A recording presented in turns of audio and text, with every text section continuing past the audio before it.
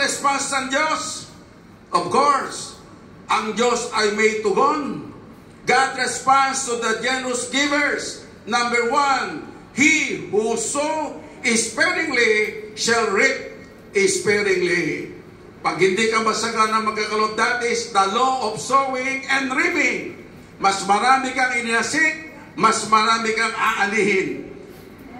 Number 2, he who sows bountifully shall reap bountifully.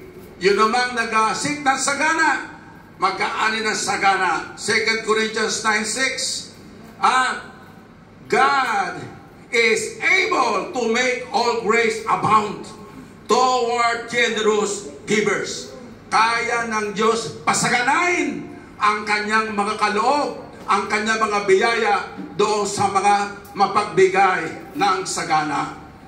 And the last, God loves a cheerful and generous giver. Amen. Mahal ng Diyos ang generous. Amen. Gusto nyo ba maranasang patuloy ang pagmamahal ng Diyos? Tayo binahal na ng Diyos. Amen. Niligtas tayo, pinatawad tayo. Ang iba sa atin, pinagaling sa ating mga karamdaman. May mga problema tayo, binigyan ng Diyos ng lunas ang ating mga problema.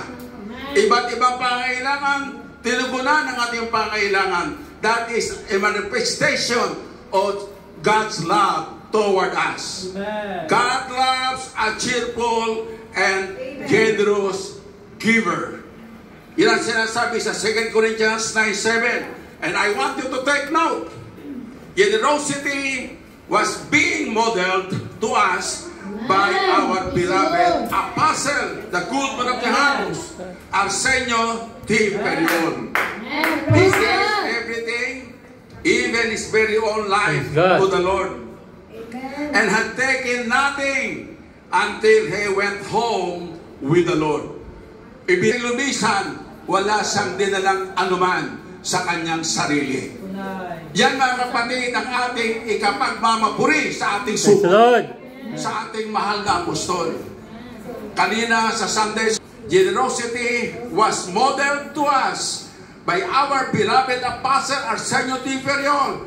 He gave everything, even his very own life, to the Lord, and had taken nothing until he went home with the Lord. Now it is being continued and followed by our current leader, our beloved Chief Executive Minister, Apostle Jonathan S. Perion. Amen. Praise the Lord.